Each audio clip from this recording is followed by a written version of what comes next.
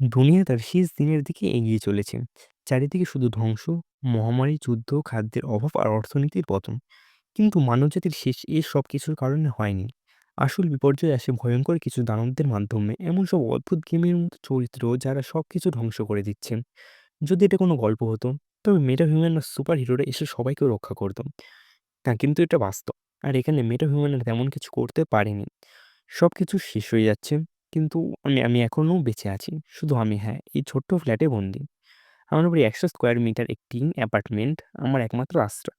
এই বাড়ি আমার বাবা অনেক কষ্টে কিনেছিলেন, ঋণ আর সব সঞ্চয় দিয়ে। আমি এখানে শুধু ট্যাক্স সুবিধার জন্য ২ বছর ধরে থাকছিলাম।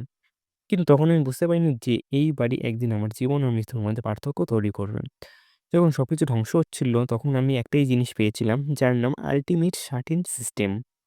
এই সিস্টেম আমাকে একটি বিশেষ ক্ষমতা দিয়েছে, যার নাম হাউস ডিক্লারেশন। এই হাউস ডিক্লারেশনের কারণে আমার অনুমতি ছাড়া কেউ এই বাড়িতে ঢুকতে পারবে না। প্রথমে এটা আশীর্বাদ মনে হচ্ছিল, কিন্তু এখন এটা অভিশাপের মতো লাগছে, কারণ আমি নিজেও এই বাড়ি থেকে বের হতে পারছি না। বাড়িতে খাবার প্রায় শেষ, বিদ্যুৎ কেটে গেছে, ফ্রিজের সব কিছু নষ্ট হয়ে গেছে। আমি শুধু দুটো রামেন প্যাকেট নিয়ে কোনোভাবে দিন কাটাচ্ছি। কিন্তু তখন এই সিস্টেম থেকে একটা নোটিফিকেশন এলো, অনুমতি ছাড়া কেউ বাড়িতে প্রবেশ করার চেষ্টা করছে।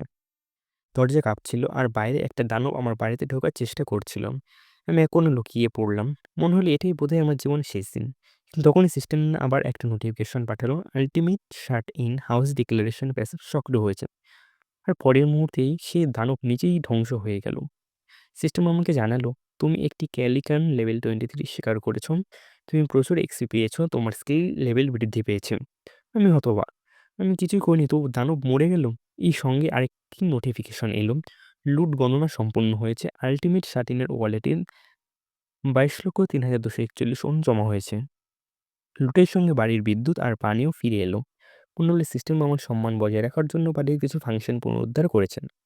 এখন আমি এক অদ্ভুত সমস্যার মধ্যে আছি। একদিকে এই সিস্টেম আমাকে দানবের হাত থেকে রক্ষা করছে আর আমার বাড়ি ঠিকঠাক চালু রাখছে। অন্যদিকে এটা আমার বাড়ির বাইরে যেতে দিচ্ছে না।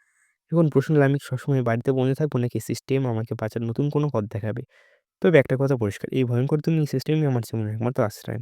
আপনারা কি মনে করেন আমি কি এই পৃথিবীতে টিকে থাকতে পারবো, নাকি চিরকালের জন্য এক আল্টিমেট স্বাধীন হয়ে থেকে যাব? কবে পরবর্তী অংশের জন্য সঙ্গে থাকুন এবং আমাকে সমর্থন করুন।